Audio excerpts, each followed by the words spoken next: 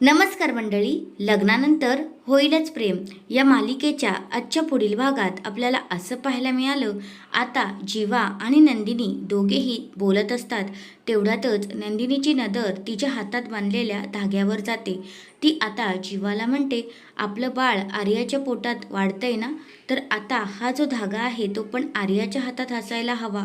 आपलं बाळ तिच्या पोटात आहे असं नंदिनी आता जीवाला म्हणत असते.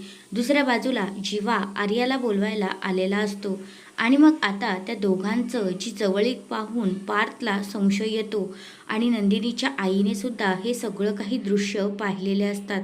आणि मग आता आर्या वरती रूममध्ये जाते आणि जीवासुद्धा तिच्या मागोमाग जातो आणि पार्थ आता हे सगळं बघायला वरती आलेलाच असतो.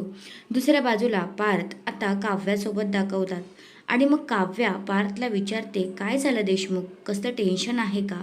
तर आता पार्थ काव्याशी खुलून बोलेल का? तुम्हाला काय वाटतंय ते कमेंट करून नक्कीच सांगा. धन्यवाद.